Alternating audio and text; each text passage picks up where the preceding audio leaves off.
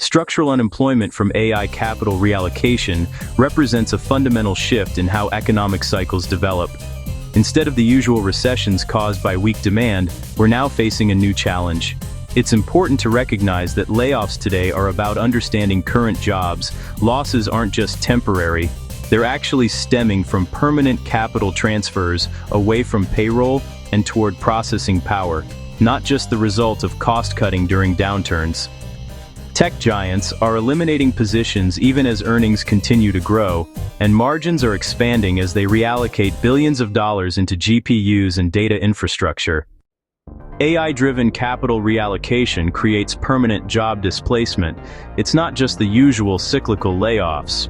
This fundamentally differs from traditional cost-cutting, where companies eliminate positions just to fund infrastructure investments or survive periods of weak demand. Now tech giants are maintaining strong earnings and expanding their margins, even hitting record stock prices, while still cutting staff. They're freeing up billions for GPU purchases and data center construction, so payroll is getting converted into AI model development instead.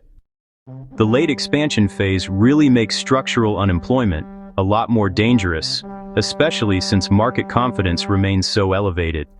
Underlying risks tend to accumulate unnoticed while markets trade near their highs and earnings look strong, with economic data appearing solid.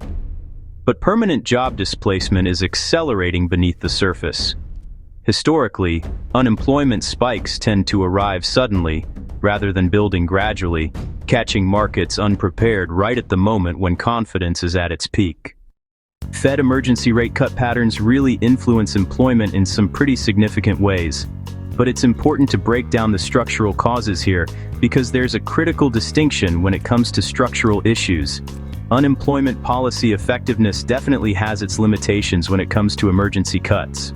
Now, during cyclical recessions, lowering borrowing costs can help a lot, encouraging spending, supporting hiring, and boosting confidence to stabilize things. But when it comes to emergency cuts and structural unemployment, it's honestly a different story. The dynamics change. Cheaper borrowing just doesn't restore jobs that have been lost for structural reasons. If technology has permanently displaced certain roles, monetary stimulus alone simply can't fix that. If you're ready to trade with more discipline, clarity, and confidence, and you want to predict the market days or even weeks in advance, then join the Market Turning Points community and visit stockforecasttoday.com.